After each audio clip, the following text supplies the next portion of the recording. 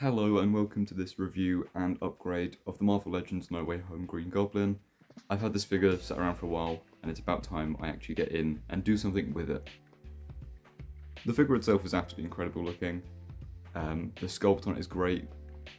The Willem Dafoe head sculpt is absolutely fantastic, especially considering what Hasbro was releasing just a couple of years ago. This stuff is fantastic.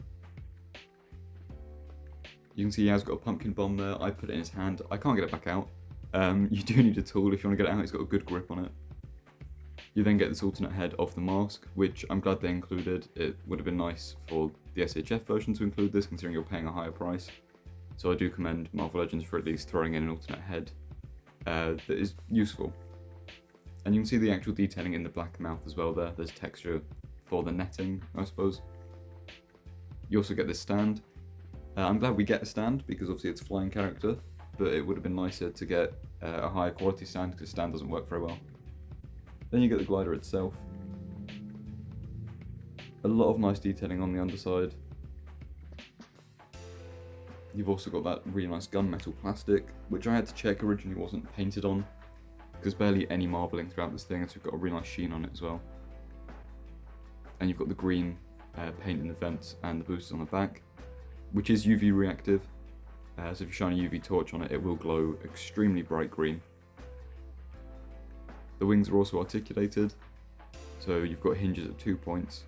You've got it on the outer edge, and you've got it on the main internal edge where the base is. It's quite difficult to name what parts are on these wings just because they're all separated. But yeah, you can see the articulation you've got there. Very heavy detents. I do have to use two hands. It's not a case of one hand, easy movement sort of thing, like you get with some figures. You can also turn it into a TIE fighter if you like. Yeah, you can do that if you want. It does have that range to it. You can also, you've got the gunmetal painted on the top section of that main body, which is a shame that you wouldn't really notice it because normally the wings cover it.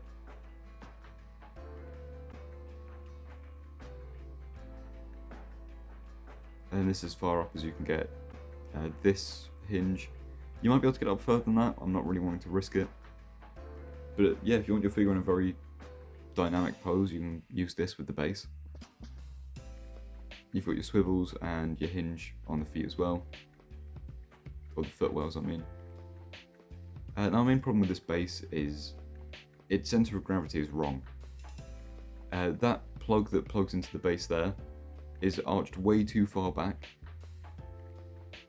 It's like on the edge of the triangular base shape.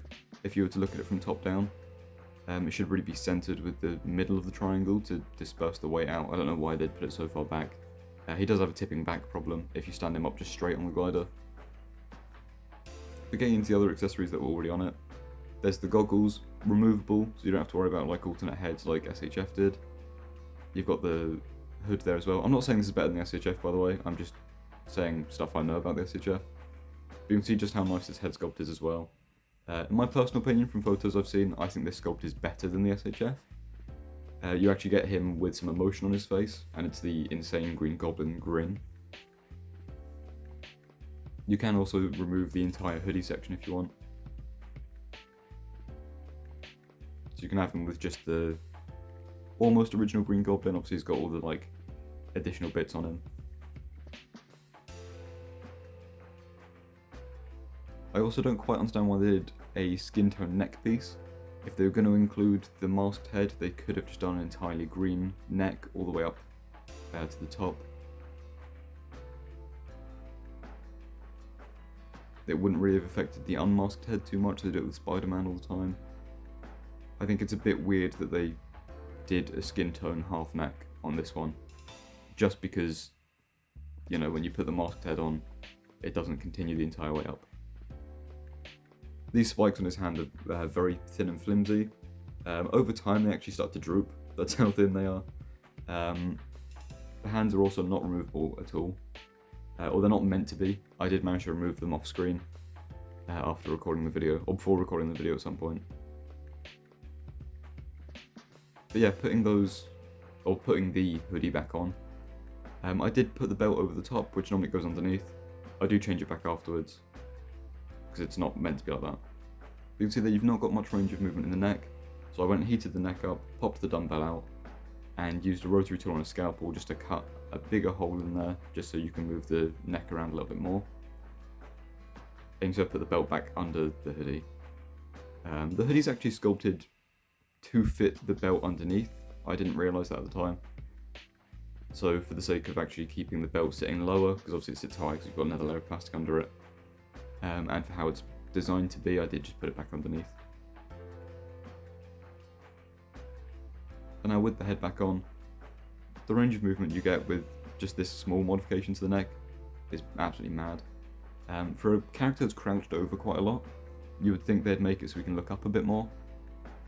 And also you are going to get that gapping between the actual hood and the hoodie.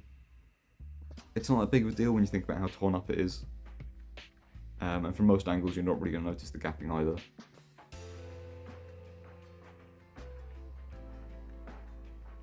But onto his legs, he has drop down hinges, which I was not aware of until filming this video. They are the exact same design as the Spider-Man figures, only surprisingly executed better, because these ones don't snap. So yeah, way over 90 for that leg bend, which is absolutely incredible. But then they didn't give us rotation down at the ankle. So you've got your normal disc hinge, and you've got your pivot, but you've not got like boot cut or ankle cut to rotate that foot around, which is interesting because on a glider you kind of need a bit of that. So this is my fix for it. This is a McFarlane Green Lantern figure. I'm basically just harvesting the joints from him for this. I'm just going to steal his wrist joints. This figure is ugly as hell. I know some people might like it because it's very accurate to the cartoon, and the cartoon works well because it's 2D. This in 3D, very poorly executed. The figure's barely articulated. It's got all the articulation in there, but this is like the most ominous pose I could get him in. However, the shaping would work for a Spider-Man 2099. So maybe I won't buy the Marvel Legends or the SHF, and I'll just customise my own because these proportions are fairly good for it. And obviously I'll do up all the articulation in it as well.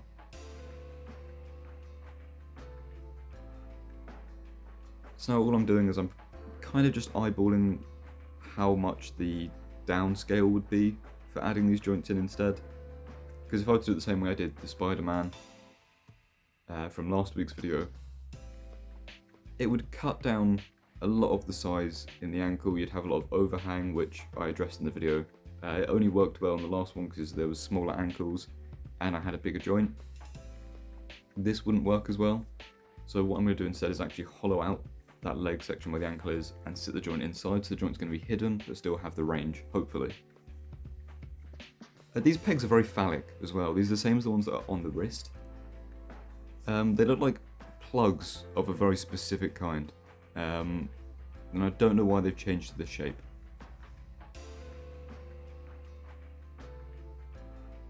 So here are those disc hinges that I removed.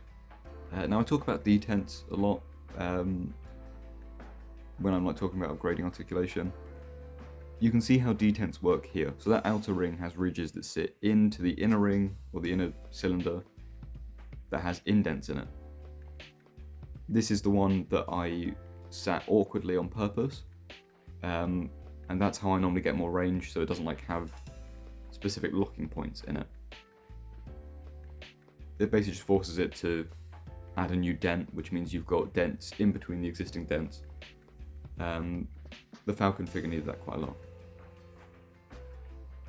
But here you can see I've used that rotary tool just to hollow out a load of that plastic, and I'm going to be using a round cutting bit just to create actual sockets where the hinges can kind of sit in a bit. You can see in there, this looks very ugly, I'm very aware of that right now. It required a lot of work, so I can completely understand if you don't want to try this custom yourself. You could of course literally just cut that ankle off, drill the hole in if you're not too bothered about the gap. I wanted to see how streamlined I could keep the ankle while adding a bit of articulation. You can see that joint sits in there quite nicely. Using a 3.5mm drill bit, drilling the holes out in the feet, also drilling the holes into the leg to take those hinges. Now you can see what I mean by if I wasn't to have these hidden, you would end up with so much gappage going on. They're just very gappy and I wouldn't be a fan of doing it without, but to each their own. If that's how you'd rather do it, it's completely fine. But yeah, you can see those new hinges are barely noticeable at all. They are very evidently there, and from the back you can see them quite a bit. But this is what I wanted. You've got the articulation that it should have had. It's not a whole load of swivel, but it's enough to get him in more natural poses. It's enough to actually achieve what the human ankle can do. I did actually just check that while I was recording the audio, that is how much an ankle normally moves, and it is. You can see getting up, you get the same range as you do the original Marvel Legends joint, as well as the same range back. But now you get that added rotation, which isn't immediately noticeable here. There are certain poses that will utilise it. If you want him in more dynamic flying poses, you're going to need it for this. You can get away with this kind of pose without, but this does allow him to lean forwards a bit more. He is in more of kind of a squatting position than what the original joints allowed me to get him into. I should really have done it before and after of this. I completely forgot to pose him up beforehand for photos and videos.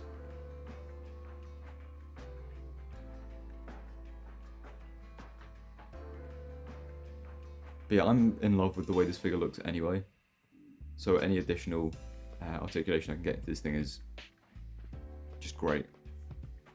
And again, I've said a few times in the past, I do want to get back into stop motions, but I just don't have the time at the moment. And it takes a lot of time to do stop motions. But let me know if you guys would like to see stop motions, and I'll try and work something out to get those done.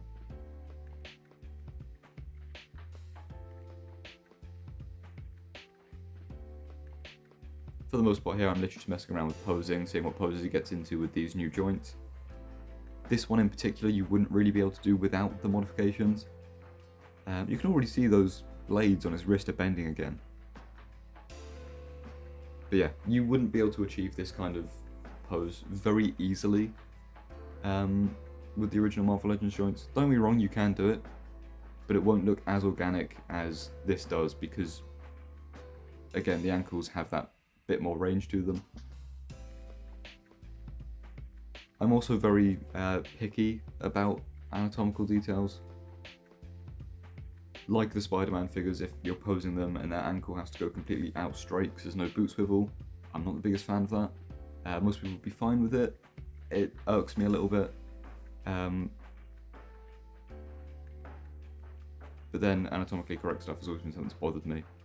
You can see there that this is another issue I have with the stand. It's kind of not very strong.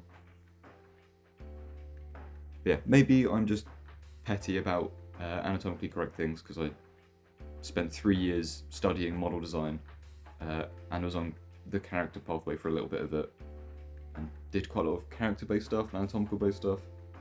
Maybe that's just me, but I prefer being able to get into anatomically correct poses. But thank you so much for watching. I hope this has helped with your figures as well. And yeah, I'll see you in the next video.